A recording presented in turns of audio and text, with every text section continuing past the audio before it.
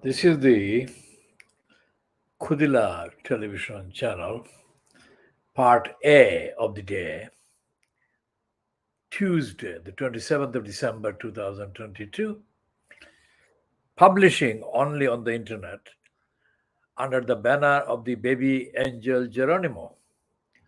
Baby angel Geronimo, born in New Zealand, raised by Leonie Walker, and his home is in England, southwest England, Gloucestershire, where his mum in England, Helen MacDonald, has been looking after him, fighting for him.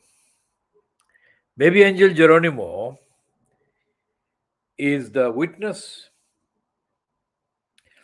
We designated him the world's bestest innocent witness. And today's revelation in the Daily Mail that agency criminals have been fleecing the NHS to the tune of how much? Let's see how much it says. Okay. It says agency leeches sucking NHS dry. Middlemen are charging the NHS £500 million a year in fees for agency staff. The massive premium, which is on top of sky-high wages paid to locum doctors and nurses, can be revealed today by a mail audit. Campaigners called for action to stop farms gorging themselves on NHS money. Employees at one agency were rewarded for a profitable year with a free trip to the Caribbean, where they were pictured sipping cocktails in a hotel. Recruitment firms have boasted of record profits due to increased demand during and since the pandemic.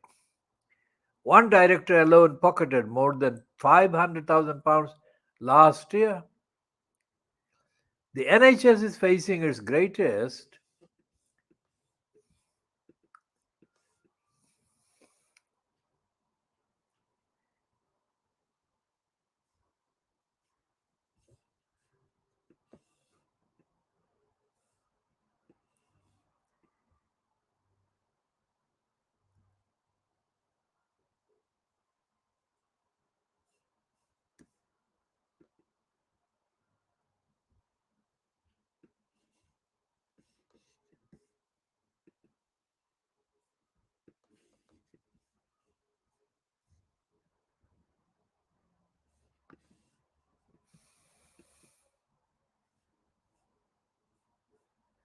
So we will return to the Daily Mail investigation. So we're checking the contents. This is the Khoodeelaar television channel. The actual date of publication broadcast is 17:30 GMT, which is coming in few seconds.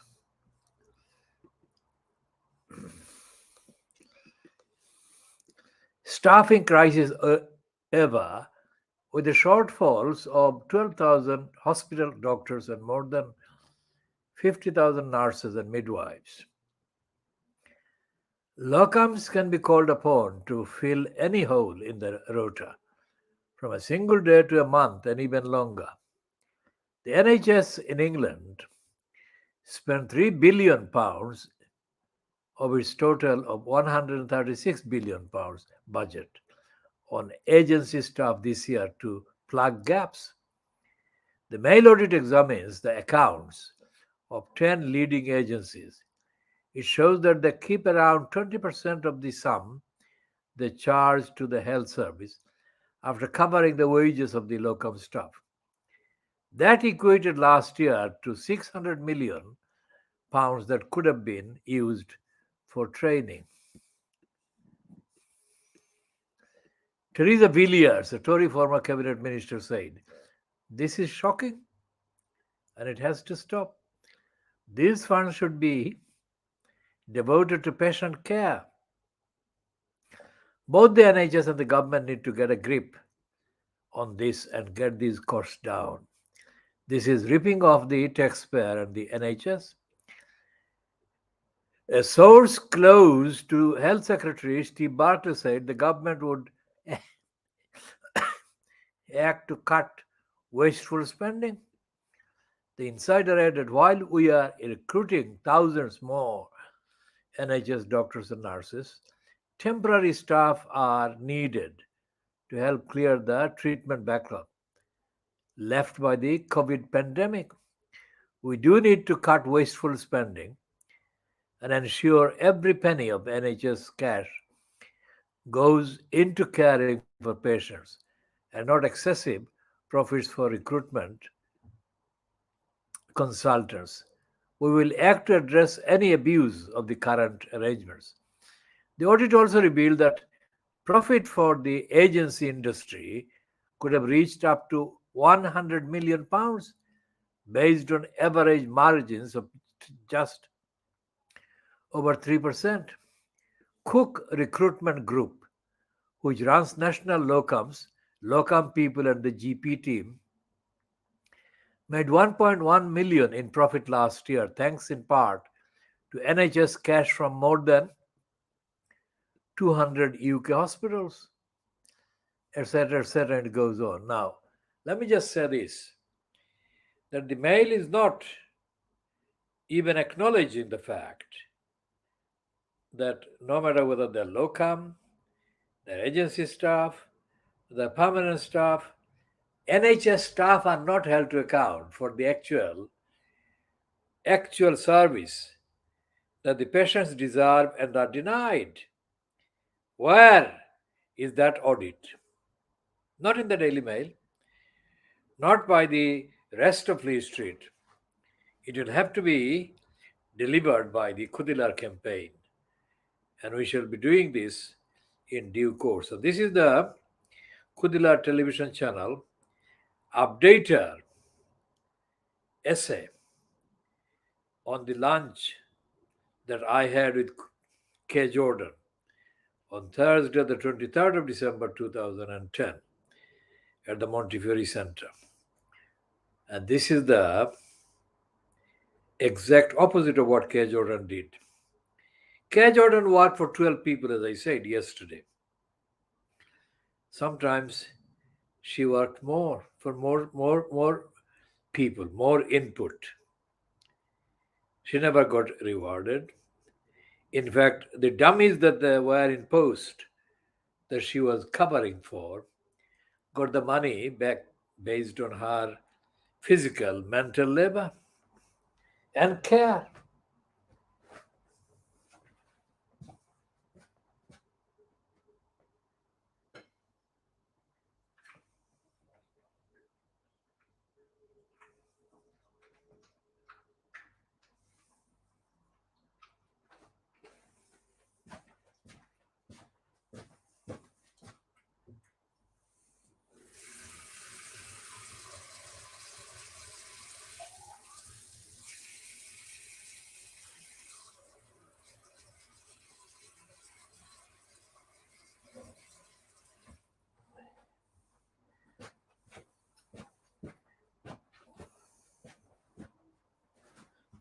Two morons that K. Jordan kept on the roll at the SSPA, Spitalfield Small Business Association, were so stupid and so pathetic that when they would take her car, they would not even fill the car with water. They would not fill the car with oil or gas or whatever. So one day, Kay was driving and the car stopped. The car would not move, so she called the AA. And the AA came in to say that the car had no fuel, no water, nothing. That is how abjectly, literally stupid those two morons were. About other morons, the absolute majority of the morons in the SSBA were morons and have remained morons and have got worse as morons. Edith, a Kenyan mental slave moron, is so stupid that when she is under pressure, she would weep and cry and howl and go under the table and roll over the floor. She is the chief executive now of the SSBA.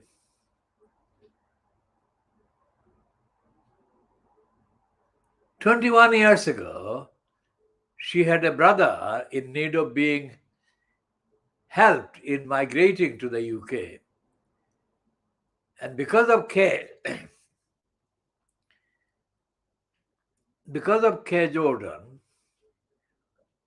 I agreed to advise her. But despite the many evidence-based information requirements, Edith, the moron, failed to provide the information.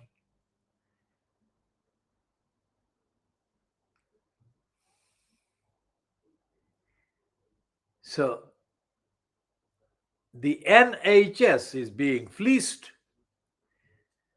bled dry by these criminals, gangs.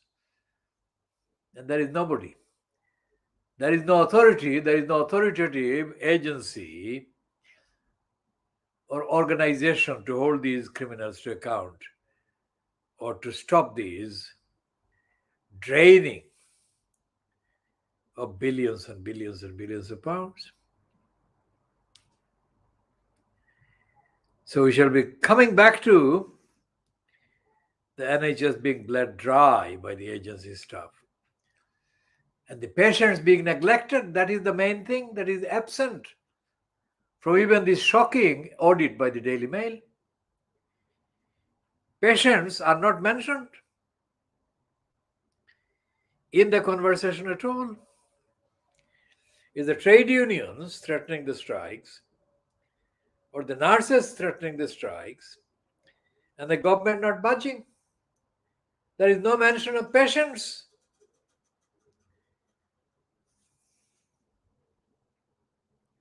And this is not anything new. The absence of patients, people in need of health care by the NHS, they have been absent from the dialogue right from the beginning, 75 years on.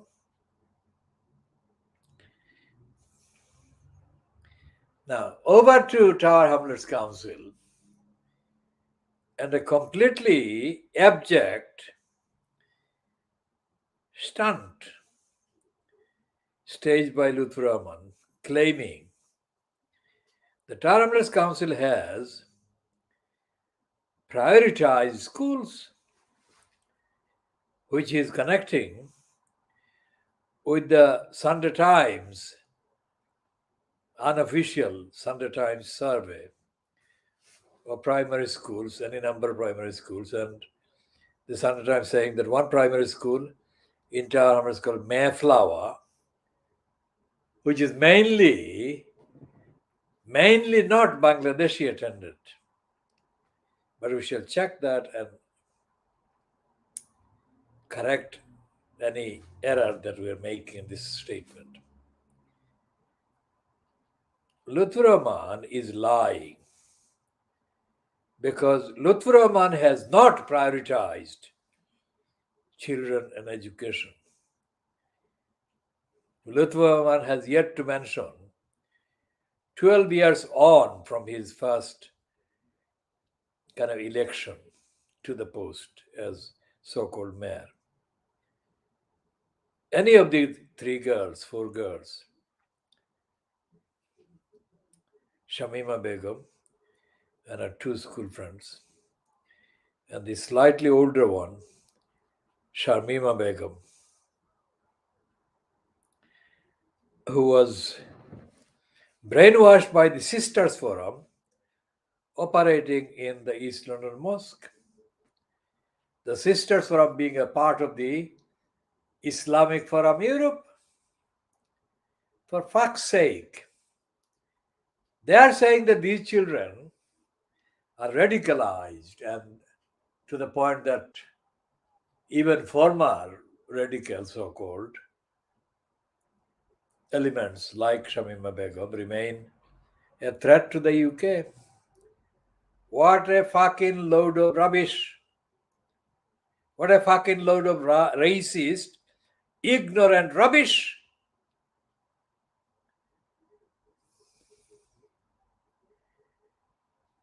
These children were brainwashed by the elements posing as Muslims and operating as surrogates to the UK state. So they were framing these children as terrorists. That's what happened. Sharmima Begum, who was taken to the Heathrow airport by these two Sisters Forum handlers, who promised to her that if she went to Syria and joined the ISIS and she committed suicide, then she would be on a fast track to meeting her mom in heaven.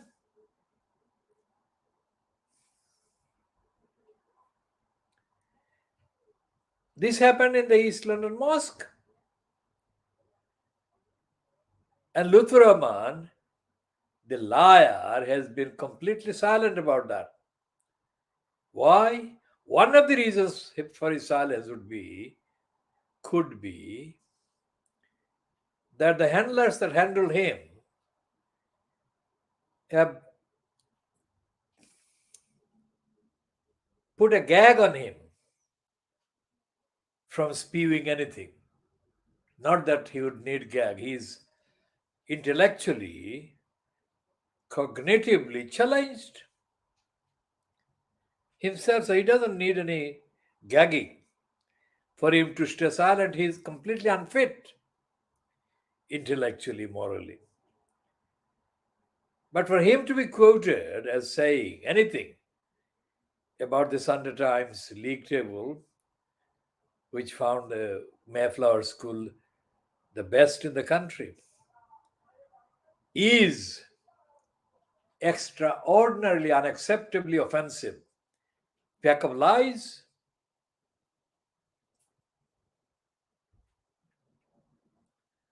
And the Sunday Times, whoever the auditor or auditors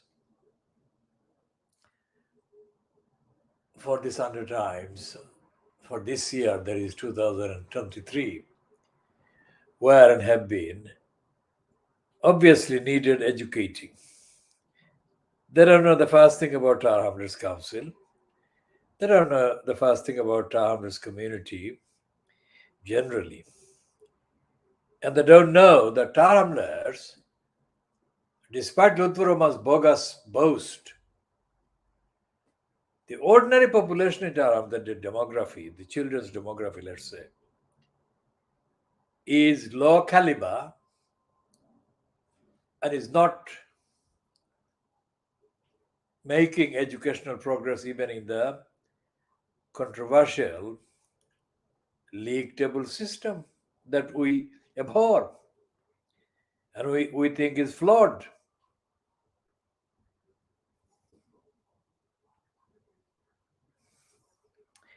We shall add to this in due course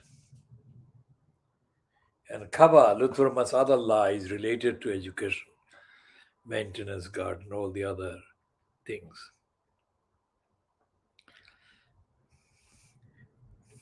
Going over to Pakistan, and today sections of the Pakistan media have observed the murder of Benazir Bhutto. Now, it is clear that Benazir Bhutto was murdered with advanced kind of knowledge and preparation and collusion with Asif Ali Zardari. So the news platform that we observed earlier today about Benazir Bhutto was Bol News. But they didn't mention anything about Asif Ali Zardari. They didn't mention anything about why there has been no real investigation into Benazir Bhutto's murder.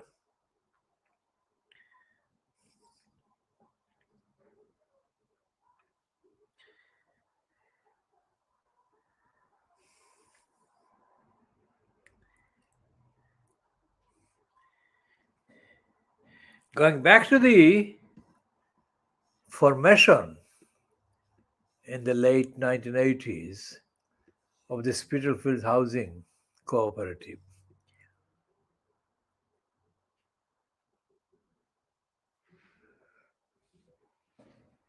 which couldn't operate with the limited sum of money given to it by the Greater London Council.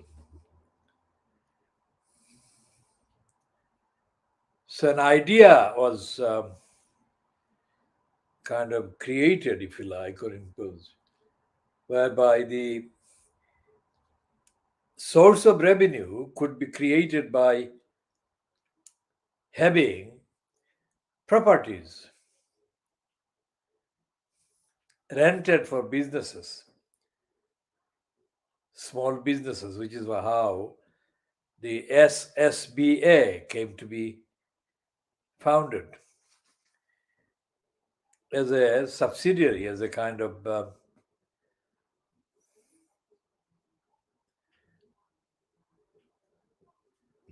stopgap source of funding for the housing cooperative.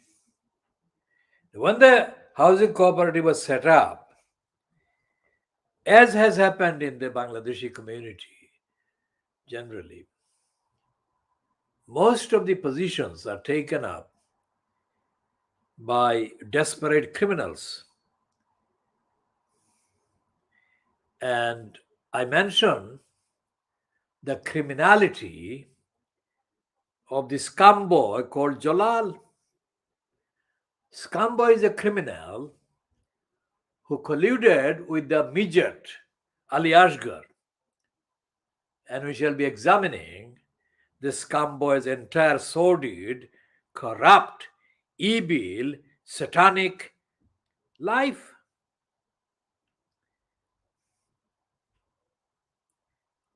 The scum boy must withdraw every lie that he perpetrated and every lie that is contained in the midget Ali Asghar so-called PhD thesis. The scum boy must withdraw those. Otherwise, the scum boy would end in a terrible state. As for Alauddin, who replied to the text in 2012 that I sent to him about the prostitute criminal cunt Stephanie MacDonald, Alauddin persisted in not commenting on Stephanie MacDonald, instead persisting in appearing to be deferring to me by saying words to the effect that I knew the actual evidence and events. So he left it with me to take whatever action I thought should be taken.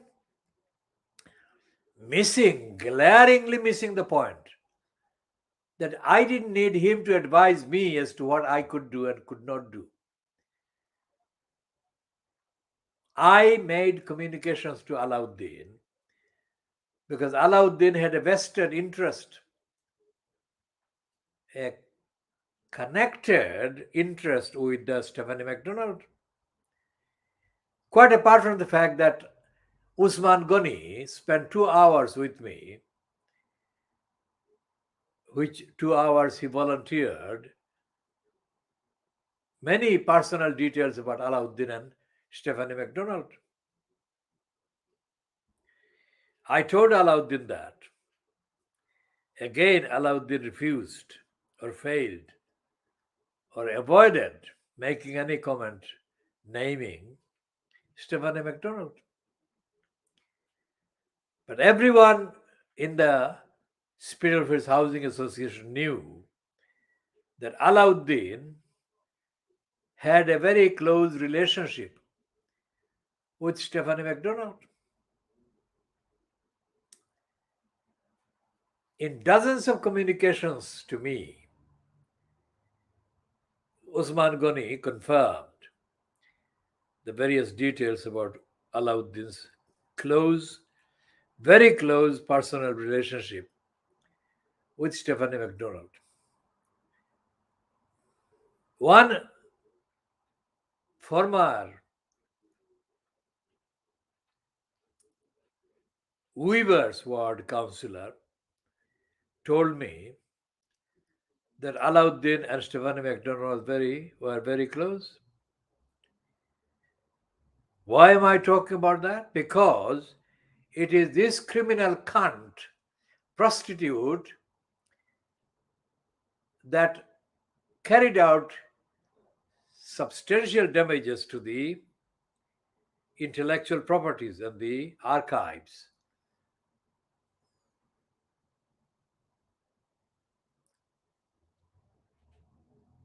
The properties and archives that K. Jordan treated with reverence, respect, dedication, and true and genuine love.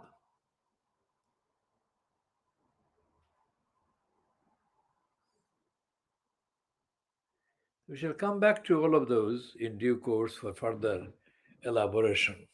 Suffice to say that the scumboy Jalal must withdraw his criminal lies that he told Ali Asghar, the midget, the Bengali midget.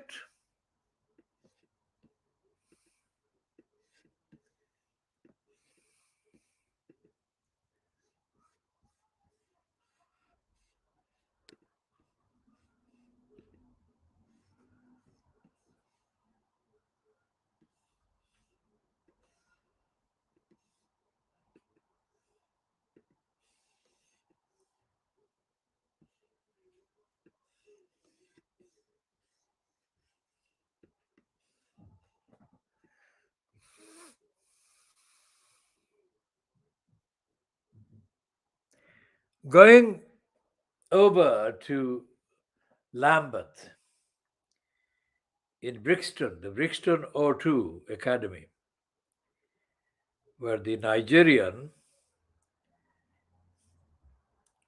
quote artist was supposedly performing. When 3,000 people gate crashed and caused absolute mayhem. The only conclusive, well, detailed report that I have seen so far about what took place there has been in the Times newspaper, which contains nearly accurate accounts, which actually reflect the various aspects of the Caribbean based community in the UK that I have been familiar with. It's the same thing with the riots in Tottenham and in Brixton. Somebody or something has been brainwashing them en masse. and giving them, for want of a better expression, Dutch courage to behave exceedingly stupidly, exceedingly irresponsibly, exceedingly without any care whatsoever. How the fuck could 3,000 people decide to gate crash this pathetic venue? Why didn't any of them show that they had any brains? How the fuck did they think that would work to create an atmosphere to be entertained? After 1.5 items, this Nigerian artist who has named his name, he's named his kind of artistic name after his mother,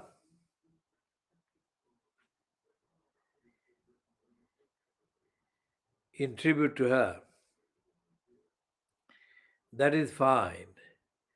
But why did he blink for as long as he did and allow this thing to get so bad that two people died? Why didn't he think that any gate crushing by any number of people exceeding 50 carried with it a most certain, guaranteed fatality or fatalities?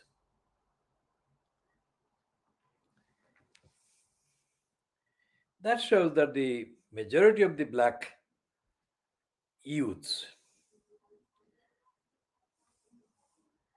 are not being educated in this country at all. They're being trained to behave as thugs and criminals, which is what happens in the rest of the year when so many of the murders of African Caribbean youths are carried out by African Caribbean youths.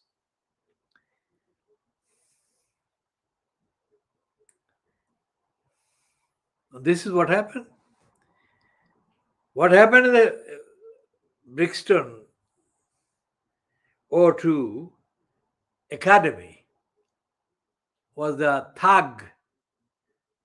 thugs raid.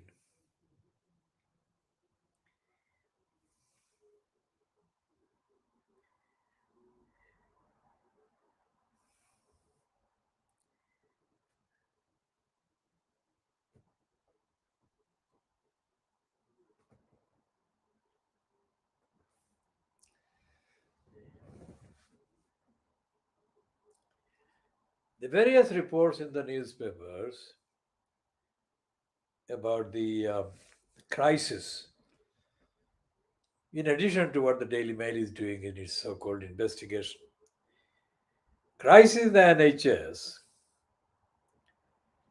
they give the impression that they are actually talking substance because it is so easy to talk rubbish but appear talking substance when you are doing the talking about the NHS. That is how bad the NHS is, bureaucratically, managerially, and most important of all, where it comes to caring for the people.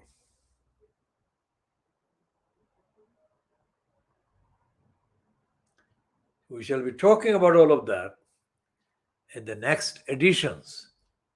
Today is Tuesday, which has been the first bank holiday of this season, 27th of December 2022. There's another bank holiday which will be the first of the month, January 2023. Fast or second. We should check that and update accordingly. The bank holidays are a relic like the British monarchy. Shall be talking more about all of those in the next editions. This one is being concluded at 35 minutes 21 seconds.